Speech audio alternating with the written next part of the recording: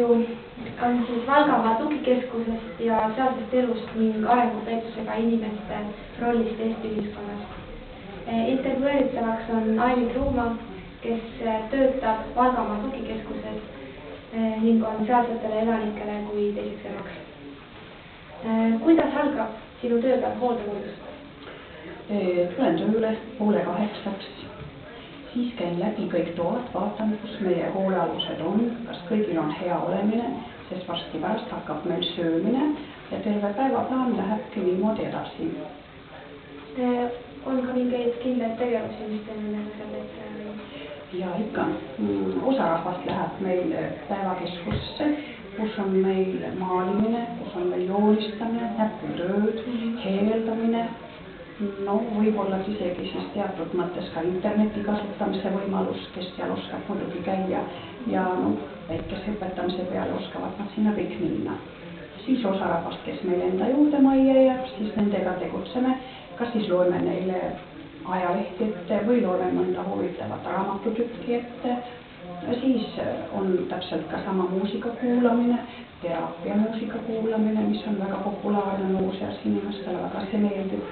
Teatud mõttes ka televiisori vaatamine, kõik selline, mis tähendab, mida huvitab neid ja muidugi hästi palju väljast käimine, õhukäsimine. Aga milliste inimestega sa seal kõige rohkem siis kokku puutud? Eks olegi selliseid arengupeetusega inimesi, kes vajavad väga hoolt, ütleme, ööpäevaringset just nimelt, et ei ole võimalik neid enam kodus pidada, kuna teadapoolest kõik me käime ju tööl, kõik me vajame elamiseks raha ja lihtsalt meil ei jätku võimalusi, et hooldada siis neid inimesi seal kodus. Aga milliseid probleeme nendega esineb? Põhiprobleemid on võib-olla, ütleme, see terviserikked igasugused, kellel millised parasjagu on. Muidugi ka sellised asjad, et endale tundub see juba niivõrd elementaarne, kas see samunegi, et ma panen ikka püksid jalga ja kampsuni selga, aga selline inimene lihtsalt ei tule selle pealegi, et kampsun käib selga, ta paneb hoopis kampsuni jalga ja püksid, mis peaksid jalga käima, tohib hoopis pähe, et süüa ta ei oska, lusikast võib-olla käekene on niisugune värisev, kukub söök maha, asemesse panek ka tundub talle olevat müstiline, et ta ei saa sinna mindud, pigem magab ta seal aseme kõrval. Selle jaoks me olemegi, et siis aitame neid, ütleme, eks ole, voodisse, aitame neil pesta, aitame neil süüa ja riietuda ja kõike sellist, mis tundub endale väga lihtne, aga nende jaoks on väga raske see asi. Aga kuidas sa suhtud oma hoolealustesse? Kas on nad nagu sõbrad või pigem nagu ebameeldiv kohustus? Ei, seda ma ei saa öelda, et oleks ebameeldiv kohustus, sellisel juhul ma saakski seal töötada, sest nii palju, kui meil neid inimesi on, kõik nad on omamoodi erinevad, kõik nad vajavad omamoodi abi.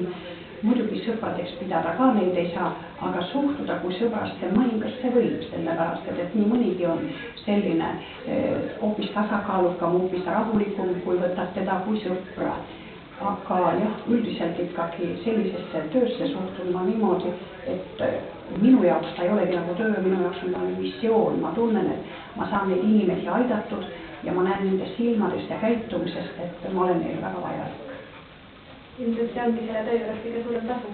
Jaa, on küll kahjuks. See kahjuks või õnneks, ütleme niimoodi, on see kõige suurem tasu, kui sa näed inimese silmadest, et sa oled talle üdini vajalik, et ta on nii rõõmus, kui ta saab sinu käest selle hea lahke sõna või selle abistava käe. Aga kas teil seal tugikeskuses esineb ka vägivalda ja kuidas te lahendate selliseid probleeme? Jah, üldjuhul on seda väga vähe, oleneb patsiendist, millise haigus kulgemisega inimene on, aga on mõningaid selliseid, kes tõesti ta ei oska ennast kuidagi seletatavaks teha ja siis samas jälle ka ei mõista võib-olla ka töötaja sellist klienti ja ta muutub siis nagu vägivaldseks, kuna üks ei saa ühest aru ja teine ei saa teisest aru. Aga kuidas me sellesse suhtume? Tähendab, üritame igasuguste heade mõjutustega inimesest jagu saada, püüame tema mõtte maailma kähku mujale suunata, abistada ja noh, sellisel juhul ta lihtsalt taltub ja hakkab teisiti nagu mõtlema, see hetk on vaja ja kui see hetk on, noh, on see möödas, siis on tal juba nagu unustatud see kurjus või see vägivald. Et aga praegu on veel niisugune probleem Eesti ühiskonnas, et räägitakse, et liiga palju on arengupeetusega inimesi, et mis sina arvad, et mida peaks ette võtma ja mida võiks teha nende inimestega? Jah, probleem on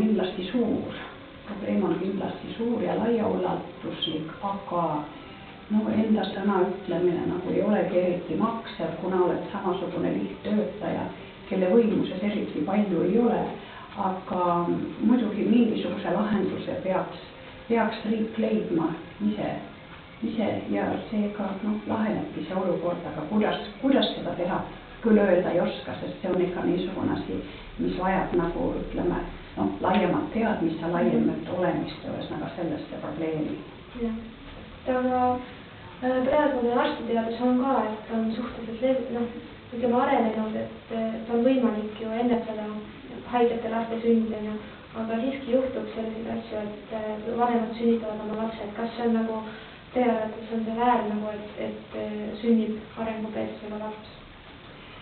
Ei oskagi sellele ka niisuguselt otseselt vastata, aga selline tunne vahel on, et meie meditsiin on küll hästi arenenud ja edasi läinud, et võiks nagu niisugusest valdkonnast näha küll sellist probleemi, et kui on näha selles imiku arengus juba midagi niisugust väärastunud, siis võiks kuidagi nagu seda olukorda tõesti leevendada sellega, et seda imikut või ütleme seda olevust nagu ei maksaks nagu elule tuuagi, sellepärast, et ega see elus oleme edaspidi on üsna ränk ja halb, ütleme, aga samas mõistame ka emasid, igat ema, kes tahab sünnitada oma last ja me ei saa ju takistada seda, tal mitte teha ei saa tõesti, ei ole meie probleem selles osas, aga niimoodi võiks küll teha jah, et oleks neid vähem ainult sellisel teel, kui meditsiin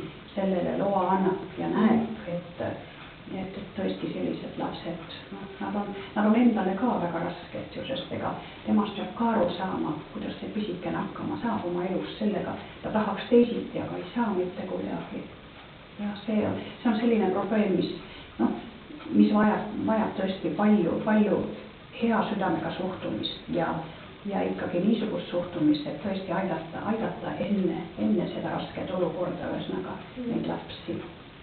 Pigem siis vältida nende sünni? Ikka ma olen seda meelt olnud tõesti, et vältida sellepärast, et see on ikka... Aga on juhtunud käpatusi, et meditsiin on täiesti eksinud, et arvasid, et tuleb haige laps, aga sündis hoopis terve, et samas on ikkagi see küsimus. Ja see on ka niisugune ongi või kahe otsaga küsimus sellepärast, et me ei ole ikka järelikult selleks sammuks veel valmis.